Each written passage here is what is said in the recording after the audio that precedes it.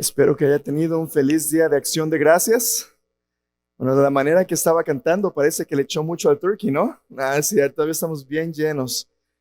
Mi familia no pasó un muy feliz día de acción de gracias, pero sí pasamos un día de acción de gracias agradecido porque estamos todavía vivos. A todos nosotros nos dio la influencia, el flu, y nos fue, pero de la patada.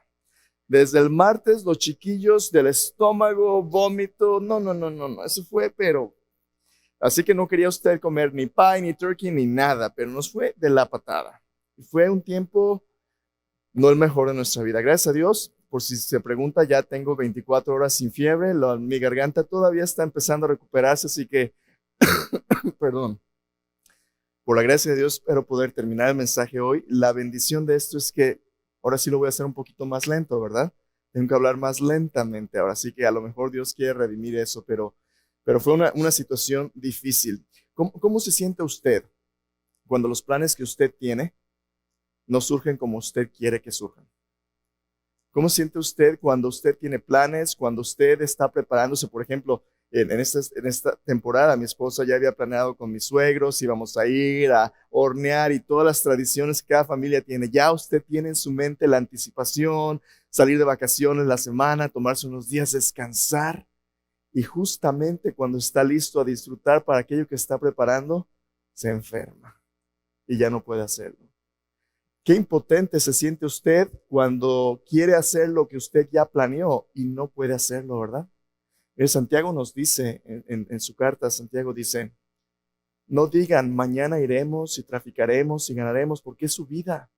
Su vida es como una neblina, estás hoy, mañana no. Más bien, ustedes tienen que decir, si el Señor quiere, si el Señor quiere, porque no sabemos qué viene adelante. Muchas veces en nuestras vidas vamos a encontrar circunstancias que van a ser difíciles y que van a impedir que nosotros disfrutemos aquellas cosas que hemos planeado. Pero no solamente eso, hay situaciones todavía más difíciles que nos hacen sentir más impotentes. ¿Qué pasa cuando usted se enferma y usted se toma su medicina y usted está descansando, pero en lugar de mejorar, usted sigue empeorando? ¿Qué pasa cuando lo que usted espera no sucede de la manera que usted anhela, pero las cosas no solamente no suceden, sino empeoran?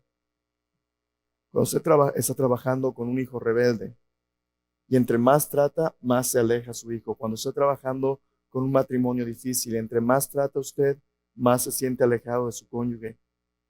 ¿Qué pasa cuando las cosas, entre más usted trata, más empeoran? El martes recibí una llamada de unos amigos del ministerio donde servía antes, una familia querida, y me llamaron diciendo, Pastor Miguel, ¿nos puede ayudar, por favor? Nuestro hijo de 16 años falleció. ¿Puede hacer usted el funeral? El funeral es hoy, en la tarde. Yo les dije, hermanos, yo estoy a sus órdenes, voy a estar con ustedes. Y al siguiente día me enfermo. Fiebre, pues ¿cómo le hacemos? Acción de gracias, ¿dónde van a conseguir a alguien más? Desde mi punto de vista, yo obviamente no siento nada en comparación de la pérdida que ellos sienten. Pero aún así, yo quiero servirles y me siento frustrado porque no puedo hacer lo que se supone que yo debo hacer. Pero ¿qué puede usted hacer ante la pérdida de un hijo? ¿Qué puede usted hacer? Para aquellos de nosotros que estamos acostumbrados a hacer, ¿qué hacemos cuando ya no podemos hacer? ¿Qué hacemos cuando nos sentimos impotentes, cuando nos enfermamos? ¿Qué hacemos cuando ya somos mayores y no podemos cuidarnos a nosotros mismos? Cuando necesitamos quien nos transporte, cuando necesitamos quien nos dé de comer. ¿Qué va a pasar el día que alguien tenga que cambiar tu pañal? ¿Qué va a pasar el día cuando ya no puedas cuidarte a ti mismo? ¿Qué vamos a hacer? Cuando estamos jóvenes decimos, por eso ni me preocupo. Ahorita la vida es de goma, ¿verdad? Me pego y me levanto, no hay problema. Pero tú no sabes lo que te puede pasar. Una enfermedad, un accidente. ¿Qué pasa cuando ya no puedes? Porque ¿sabes qué? Todos nosotros tarde o temprano vamos a enfrentar el obstáculo más grande ante el cual nosotros no podemos hacer nada. Tarde o temprano, todos nosotros vamos a enfrentar un punto final en medio de la oración de nuestras vidas incompleta. Ese punto en nuestra oración, ese punto se llama la muerte.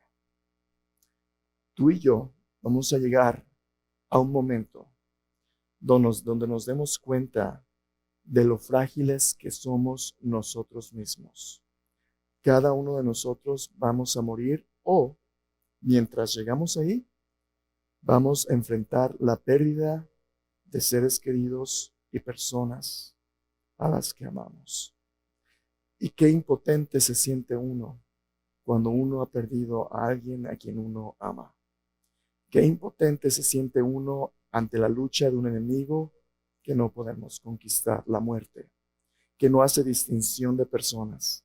A la muerte no le importa si tú eres rico o pobre. Por cierto, especialmente en nuestra cultura, la muerte no es alguien, no es una criatura, es un estado de perversión y destrucción, un estado que voltea la creación contrario a los planes de Dios. La muerte es una abominación, resultado del pecado del hombre. La paga del pecado es muerte, dice la Biblia en Romanos 6:23. Hay personas que piensan que la muerte es la santa muerte, ¿verdad? Y tienen sus altares con, hermanos, esos son cosas de demonios. Detrás de todos esos ídolos está Satanás con sus mentiras. Satanás no tiene poder alguno sobre la muerte. Desde la resurrección de Cristo, Hebreos capítulo 2 nos dice que Él destruyó por medio de la muerte el que tenía el imperio de la muerte. Esto es el diablo. Satanás no tiene poder alguno sobre la vida o la muerte, solamente Dios. Pero nosotros vamos a llegar a un punto donde en esta lucha, si nos sentamos, nos vamos a sentir personalmente impotentes. Pero no estamos solos. En esta lucha, donde todos vamos a enfrentar nuestras limitaciones, por la gracia de Dios, Dios nos ha dicho que lo que nosotros no podemos hacer, Él lo puede hacer. Este mensaje del Evangelio contra la corriente es un mensaje que nos dice que cuando nosotros somos débiles, el mundo nos dice, cuando tú eres débil, pero la Biblia nos dice que cuando nosotros somos débiles, en Él somos fuertes. El Señor Jesús le dijo a Pablo, bástate mi gracia porque mi poder se perfecciona en tu debilidad.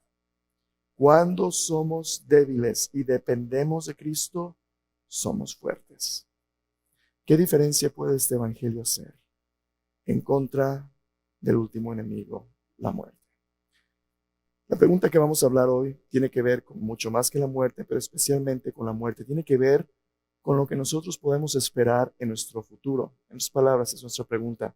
¿Qué es lo que depara el futuro para los seguidores de Cristo? ¿Es nuestro futuro un futuro de desesperación o uno de esperanza?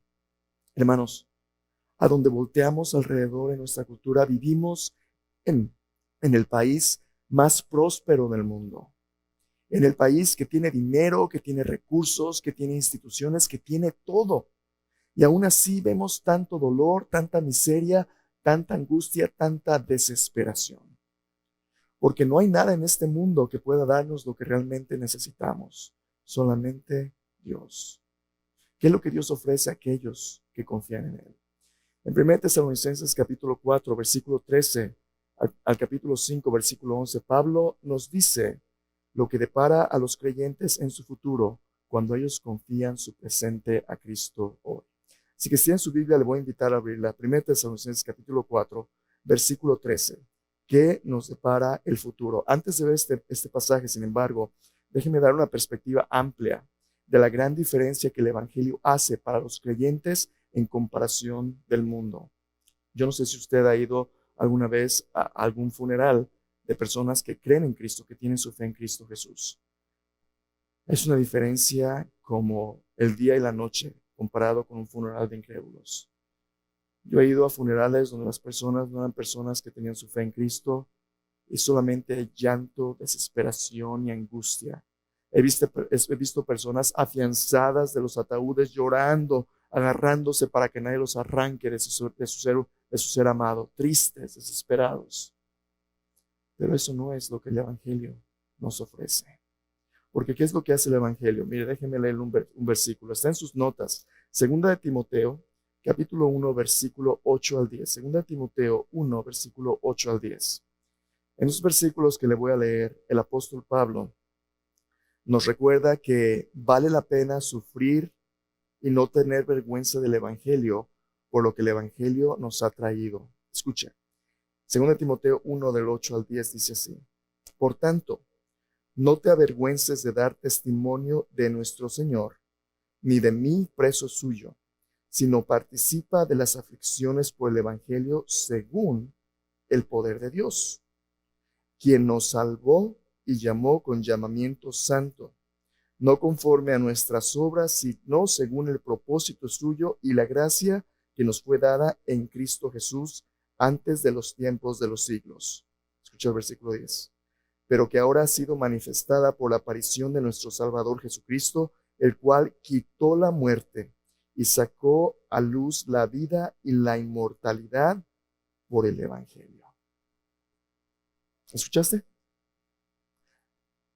Cuando Cristo apareció, cuando el Rey, eso significa la palabra Cristo, el ungido, el Mesías, el Rey, cuando el Rey apareció, el versículo dice en español, quitó la muerte. Dice, la palabra quitó es el sentido de abolir. Él aplastó, él conquistó la muerte y sacó a la luz la inmortalidad por el Evangelio. ¿Qué está diciendo Pablo? El Evangelio es la proclamación real del Rey, que declara que nuestro Rey es un Rey que ha vencido a la muerte. Y ha vencido a la muerte porque Él mismo ha enfrentado y extinguido todas las armas que la muerte tenía a su disposición. Sufrimiento, dolor, aflicción, angustia, separación, todo.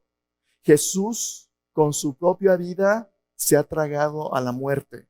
En el Antiguo Testamento, Dios dijo, muerte, yo seré tu muerte, yo seré tu destrucción, oh Seol. La vida de Dios absorbió la muerte porque Jesús es Dios el Hijo, quien colgó de una cruz y Él bebió la ira de Dios mismo. Al que no conoció pecado, por nosotros se hizo pecado para que nosotros fuésemos hechos justicia de Dios en Él. En la cruz, Jesús sabe nuestro sufrimiento. Jesús sabe el dolor de cargar los pecados del mundo. La paga del pecado es muerte. Y Jesús en la cruz dice palabras como, Dios mío, ¿por qué me has desamparado? Esa impotencia, esa angustia, ese dolor, esa desesperación, hasta el fondo, Jesús la conoce. Jesús sabe lo que es esperar y a veces no tener respuesta inmediata. Jesús sabe.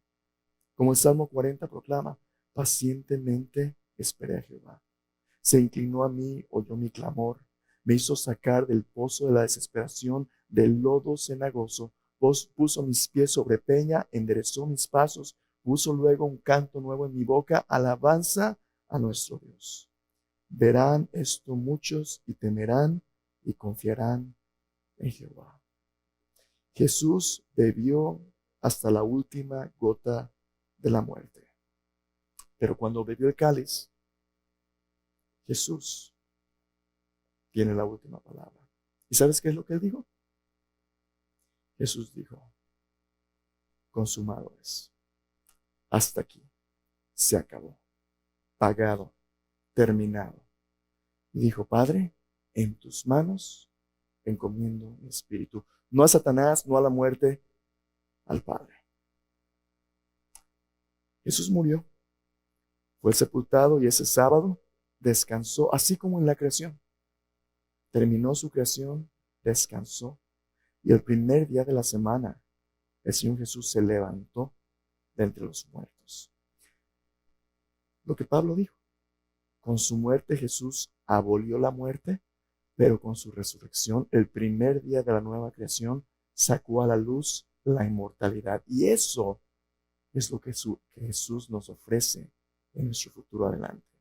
Así que lo que vamos a leer en un momento de Pablo nos habla acerca de lo que nos espera. ¿Qué nos depara?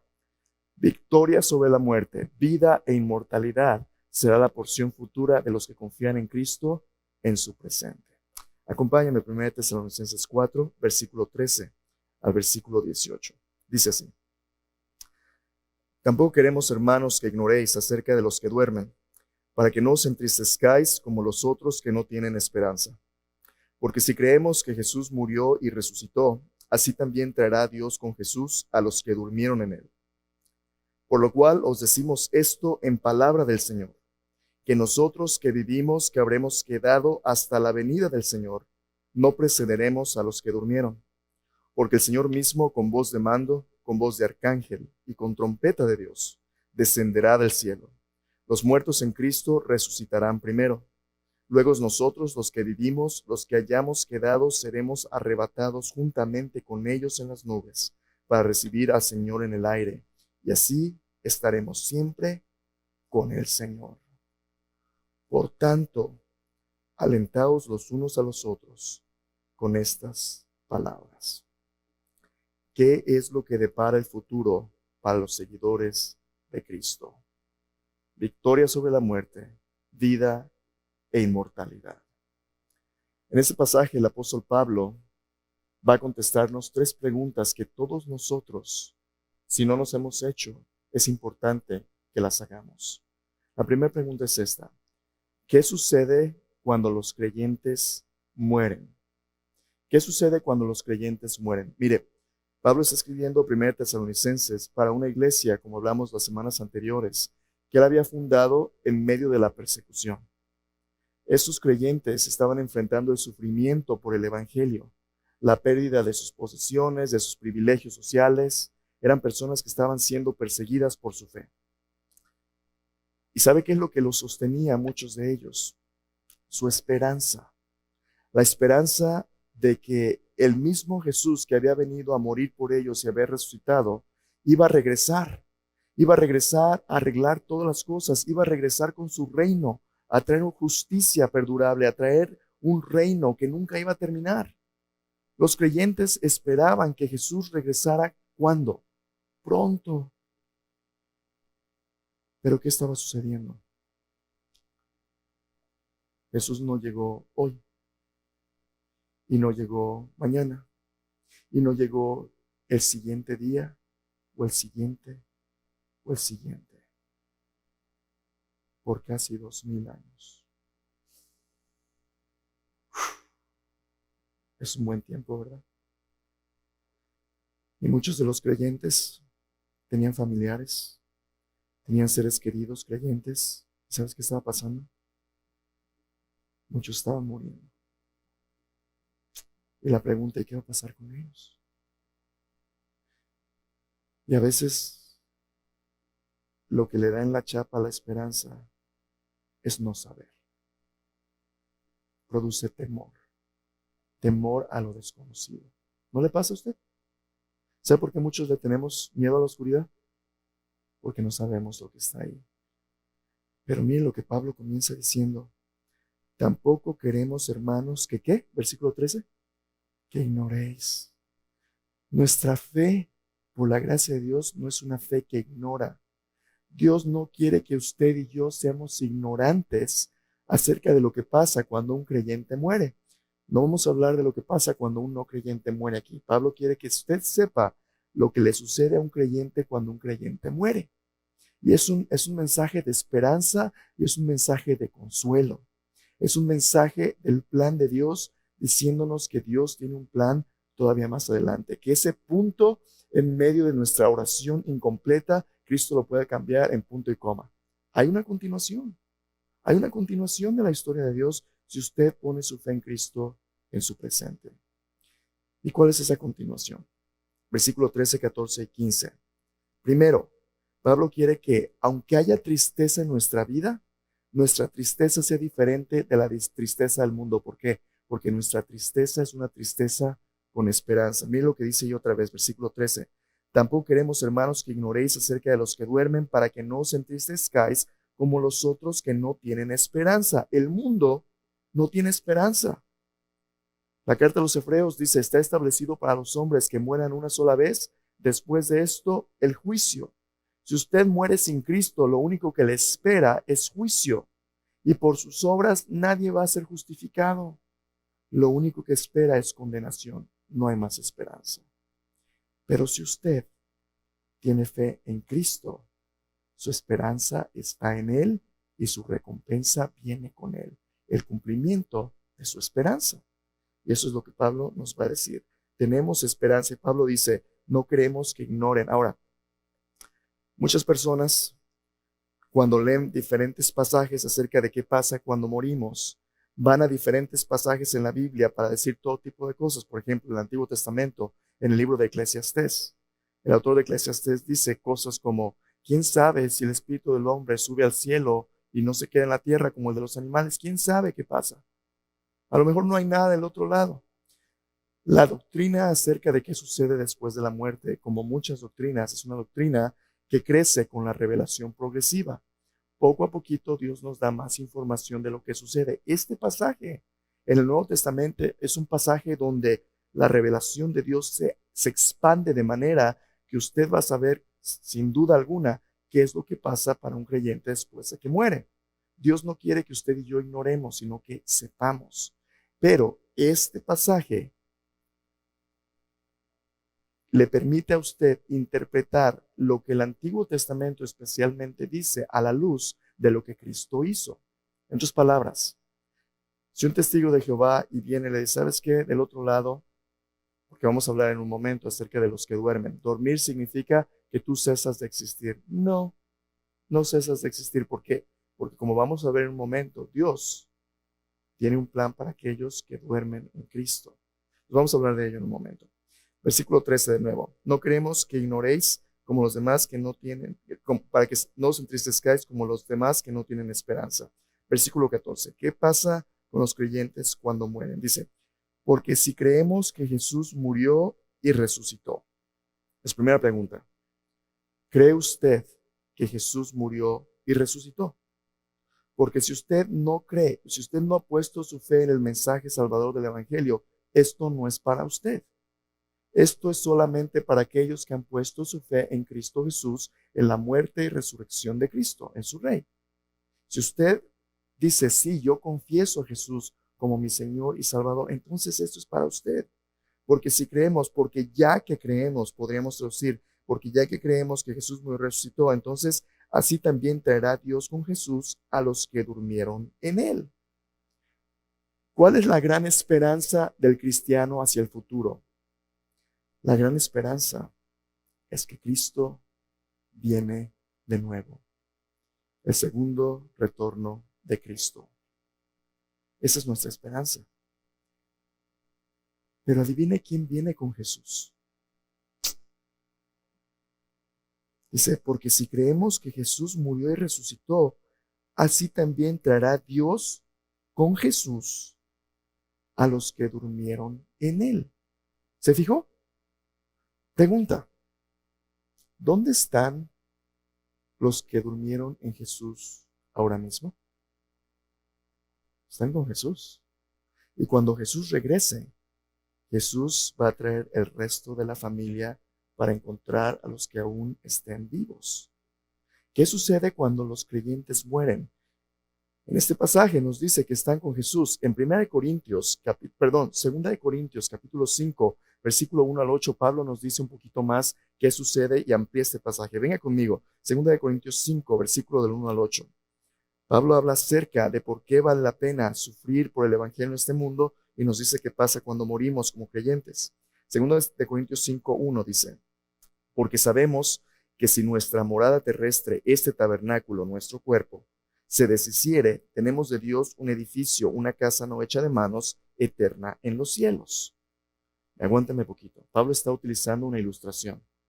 Pablo está comparando nuestro cuerpo a un edificio. Y dice, ahorita ustedes están viviendo en una casita de campaña. Unos más traqueteados que otros, ¿verdad? Uno se ve como una buena casa de campaña, todavía media nueva, pero otras casas de campaña es nomás una sabanita con un palo. Diferentes estados, ¿verdad? Pero en comparación de lo que Dios tiene preparado para nosotros, las mejores casas de campaña son como nada. Dios tiene preparado un edificio donde vamos a vivir. ¿Qué es eso? Dios tiene preparado un cuerpo de resurrección para los suyos. Mire, continúa lo que Pablo dice aquí. Versículo 2. Por esto también gemimos, deseando ser revestidos de aquella nuestra habitación celestial. Pues así seremos hallados vestidos y no desnudos, porque asimismo los que estamos en este tabernáculo gemimos con angustia, porque no quisiéramos ser desnudados, sino revestidos para que lo mortal sea absorbido por la vida. Mas el que nos hizo para esto mismo es Dios, que nos ha dado las arras del Espíritu, un anticipo, un pago anticipado. Versículo 6. Así que vivimos confiados siempre y sabiendo que entre tanto que estamos en el cuerpo, estamos ausentes del Señor. Versículo 6, ayúdenme.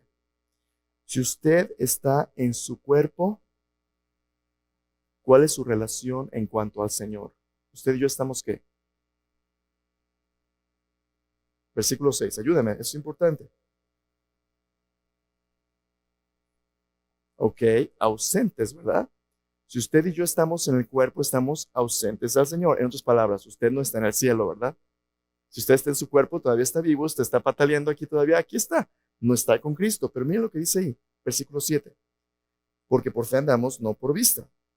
Pero confiamos y más quisiéramos estar ausentes del cuerpo y presentes al Señor. Por tanto, procuramos también ausentes o presentes serle agradables. ¿Qué pasa si usted se muere? Si usted está ausente a su cuerpo, usted está presente al Señor. Cuando usted muere como creyente en Cristo, usted va a la presencia misma de Cristo. Inmediatamente. ¿Recuerda usted cuando Esteban, el primer mártir, muere? Cuando están apedreando. ¿Qué dijo Esteban? Yo vi el cielo abierto, el Hijo del Hombre sentado a la diestra de Dios. Señor Jesús, no les tomes en cuenta este pecado. Señor Jesús, recibe mi espíritu. Cuando un creyente muere, va a la presencia misma de Cristo, donde está esperando para algo más. Ok, a ver, espera tantito. Es que cuando uno se muere, ¿verdad? El objetivo de la vida cristiana es morirse y irse al cielo, ¿no? No. Eso es platonismo, eso es gnosticismo, es todo tipo de filosofías paganas. No. La esperanza del Evangelio no es que usted se muere y nada más como un fantasma, un espíritu va flotando en las nubes. No. El Evangelio completo es que usted va temporalmente a la presencia de Cristo esperando la consumación de las promesas del Evangelio. ¿Cuál es la consumación? Que lo que le pasó a Cristo nos va a pasar a nosotros también. Cristo murió, pero al tercer día Él resucitó de entre los muertos con un cuerpo incorruptible e inmortal, glorioso. Y eso es lo mismo que Dios nos ha prometido a nosotros, la resurrección gloriosa de nuestros cuerpos. Cuando Cristo regrese, Él va a derrotar a la muerte a través del poder de su resurrección. Pero primero, ¿qué sucede cuando los creyentes mueren? Usted y yo vamos directamente a la presencia de Dios. Por eso Jesús, en Juan capítulo 14, le pudo decir a sus discípulos que no tengan miedo. Dice, no se turbe vuestro corazón. ¿Creéis en Dios? Creed también en mí. En la casa de mi Padre hay muchas moradas. Si así no fuera, yo os hubiera dicho, voy pues a preparar lugar para vosotros. Si me fuere, ¿qué va a hacer? Vendré otra vez. Os tomaré a mí mismo para que donde yo estoy, vosotros también estéis. ¿Sabéis a dónde voy? ¿Sabéis el camino? No, Señor, no sabemos a dónde vas. ¿Cómo vamos a saber el camino? Yo soy el camino, la verdad y la vida. Nadie viene al Padre si no es por mí. Juan 14, del 1 al 6. Jesús le dice a sus discípulos que donde Él está, los creyentes van a estar también. Cuando un creyente muere, va a la presencia de Cristo. Segunda pregunta. ¿Cómo es que Dios vencerá a la muerte de los seguidores de Cristo? Pero todavía morimos, ¿no? ¿Cómo es que Dios va a revertir la muerte? Mire lo que dice ahí, hermosos versículos. Esta es la palabra de aliento. Versículo 15. Por lo cual os decimos esto en palabra del Señor. Esto no es una opinión, esta es la revelación misma y un decreto divino. Os decimos esto en palabra del Señor, que nosotros que vivimos, que habremos quedado hasta la venida del Señor, no precederemos a los que durmieron. Porque el Señor mismo, con voz de mando, con voz de arcángel, con trompeta de Dios, descenderá del cielo. Los muertos en Cristo resucitarán primero. Luego nosotros, los que vivimos, los que hayamos quedado, seremos arrebatados juntamente con ellos en las nubes para recibir al Señor en el aire y así estaremos siempre con el Señor. Por tanto, alentados los unos a los otros con estas palabras. Cuando Cristo regrese. Por cierto, este pasaje es un pasaje que normalmente en una clase de escatología, la doctrina de las cosas finales, se usa para hablar acerca del rapto, del arrebatamiento. ¿Ha oído usted esa doctrina, verdad? Yo creo en esa doctrina, pero hay personas más inteligentes que yo y mucho más piadosas que yo que difieren en la interpretación de este pasaje. Yo le animo a que usted haga su tarea y usted sepa de lo que está hablando. El principal énfasis del pasaje, sin embargo, donde todos los cristianos están de acuerdo, es que la principal enseñanza de este pasaje es el hecho incontrovertible de la resurrección. Entonces, no se pierda lo más importante por donde hay discrepancias. Lo más importante es el aspecto de la resurrección. ¿Cuándo sucede esta resurrección para los creyentes? Esta resurrección sucede cuando Cristo regrese. Entonces, ponga mucha atención. ¿Cómo es que Dios va por fin a abolir la muerte en la vida de los seguidores de Cristo, de los creyentes? Cuando Cristo regrese, Él va a descender del cielo con la autoridad de Dios, con la voz poderosa de un arcángel, con la proclamación de libertad, como el año de jubileo de la trompeta de Dios, diciendo, es tiempo de la libertad de corrupción. La nueva creación ha llegado, la libertad gloriosa de los hijos de Dios. Va a regresar y va a llamar a sus hijos. Pero ¿cómo lo va a hacer? En el siguiente orden. Primero, los que vengan con Jesús. ¿Quiénes van a venir? Los espíritus de los creyentes que están esperando con Cristo, usando la analogía de Pablo, desnudos. Todavía no tienen la resurrección completa que Dios les ha prometido. ¿Sabe qué es lo que va a hacer Dios? Dios va a levantar de entre los muertos sus cuerpos glorificados como el cuerpo de Cristo. Y Dios va a hacer lo que solamente Dios puede hacer. Dios va a regenerar, a crear, a recrear, a glorificar, a reunir el espíritu y el cuerpo para que la muerte no sea más. Ese estado de abominación, de revertir la creación, va a ser hecho a un lado. Y como dice en Apocalipsis, Dios va a enjugar toda lágrima de nuestros ojos. No habrá muerte, no va a haber más dolor. Primero, los que vienen con Jesús. ¿Y después qué? Nosotros, los que estemos vivos. Si Jesús regresara aquí mismo, hoy mismo, usted y yo vivos, ¿sabes qué sucedería? En un momento, en un abrir y cerrar de ojos, seríamos transformados en la imagen misma gloriosa de Cristo y por fin veríamos a Jesús tal como Él es y nos veríamos a nosotros mismos como Dios nos ve. Mira, acompáñame a 1 Corintios capítulo 15. 1 Corintios 15, 50 al 58. Pablo expande lo que va a suceder en este otro pasaje. 1 Corintios capítulo 15, versículos 50 al 58. Te animo a que leas todo el capítulo 15 después en 1 Corintios, porque habla acerca de toda la doctrina de la resurrección. 15, 50 al 58, hermosos versículos. Dice, pero esto digo, hermanos, que la carne y la sangre no pueden heredar el reino de Dios, ni la corrupción hereda la incorrupción. Y aquí os digo un misterio, no todos dormiremos, pero todos seremos transformados. En un momento, en un abrir y cerrar de ojos, a la final trompeta, porque se tocará la trompeta, los muertos serán resucitados incorruptibles, y nosotros seremos transformados. Porque es necesario que esto corruptible se vista de incorrupción, y esto mortal se vista de inmortalidad. Y cuando esto corruptible se haya vestido de incorrupción, y esto mortal se haya vestido de inmortalidad, entonces se cumplirá la palabra que está escrita, sorbida es la muerte en victoria.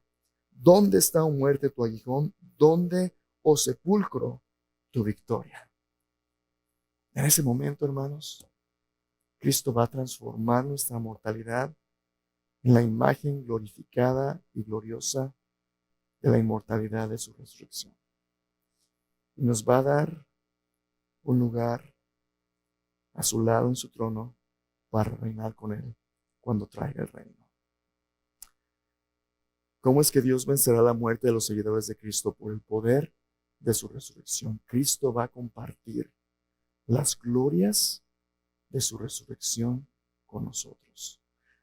En algunas tradiciones históricas, especialmente en la iglesia ortodoxa griega, algunos teólogos llaman a esto teosis, deificación. No vamos a ser dioses,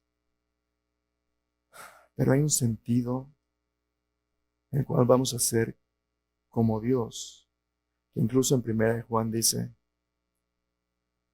que vamos a ser tal como Él es, porque le vamos a ver como Él es.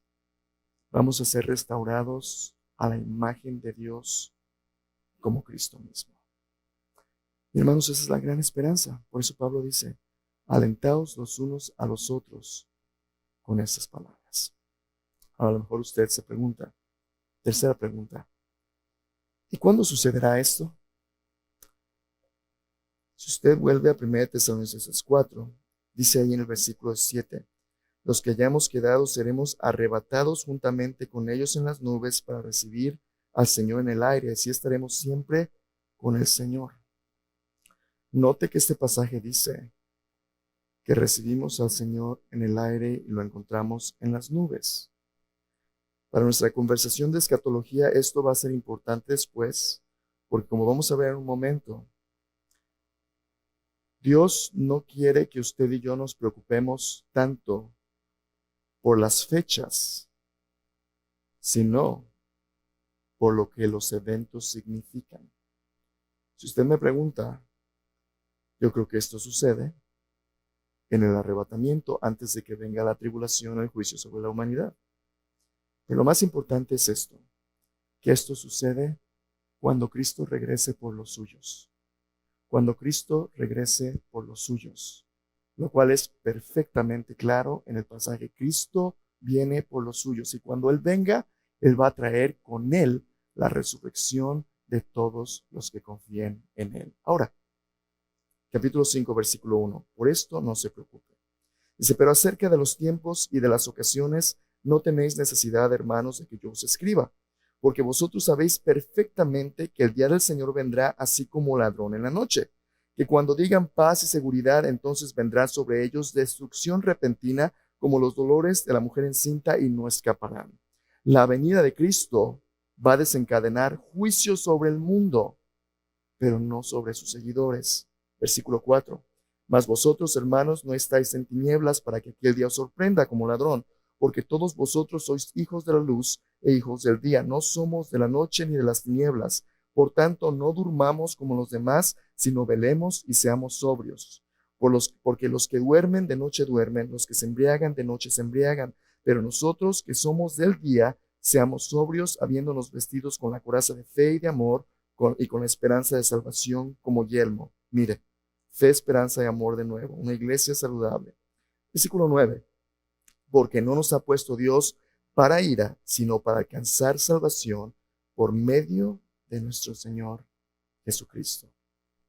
Hermanos, en toda la epístola, Pablo nos ha estado diciendo que Dios no nos ha puesto para ira, que Jesucristo nos libra de la ira venidera, que nosotros somos la corona y gloria de Pablo en el día del Señor, bueno, los tesalonicenses. En este versículo, versículo 9, dice, no nos ha puesto Dios para ira, sino para alcanzar salvación. Antes de que el juicio del mundo llega la salvación del creyente cuando Jesús venga por los suyos. Versículo 10 dice, quien murió por nosotros para que ya sea que velamos o que durmamos, vivamos juntamente con Él. Por tanto, animaos los unos a los otros, así como lo hacéis. Yo no sé qué decirle a una pareja que han perdido a su hijo de 16 años. Yo no sé qué decirle a hijos que han perdido a una madre o a un padre.